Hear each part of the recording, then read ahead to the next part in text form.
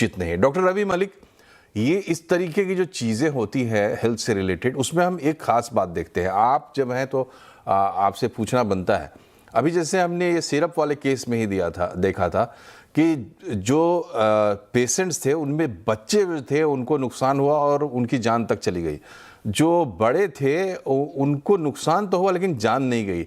कुछ लोगों की किडनियां खराब हुई, कुछ लोगों के कुछ और डैमेज हुआ, लेकिन बच्चों पे ज़्यादा असर हो जाता है अगर किसी तरह की कोई लापरवाही वगैरह होती है। इसकी वजह क्या है और हमें बच्चों के केस में खास बातें क्या ध्यान में रखनी चाहिए? देखिए, एज ए चाइल्ड स्पेशलिस्ट मैं आपको ये बता दूं कि बच्चे जो हैं वो बहुत यूनिक होते हैं। उनका वेट बहुत कम होता है, उनके अंदर पानी की मात्रा भी बहुत कम होती है, उनको डायरिया होता है तो कई बार बहुत एक्सप्लोसिव होता है और वो डिहाइड्रेशन में बड़ी जल्दी जाते हैं।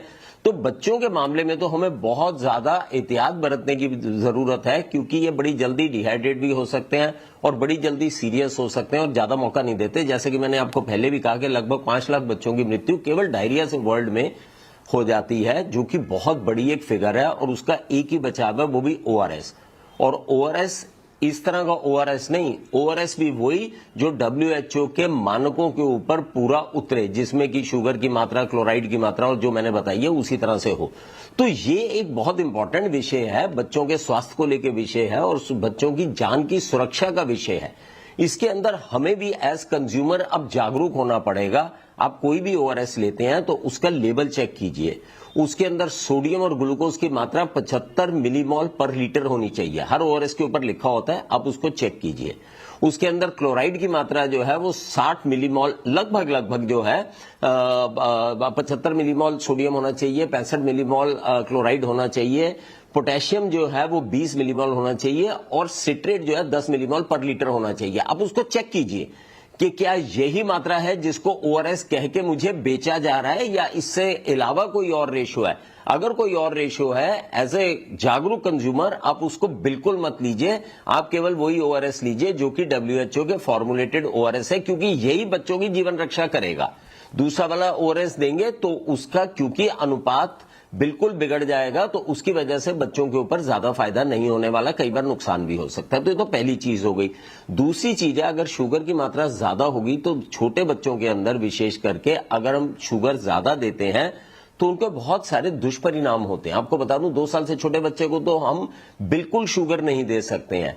तो अगर शुगर की मात्रा बहुत ज्यादा बढ़ी हुई होती है, जैसे कि मैंने पहले भी बताया, कई ओआरएस के अंदर जो शुगर की मात्रा 13.5 ग्राम होनी चाहिए 1 लीटर में, उसके अंदर 100 ग्राम की शुगर की मात्रा है।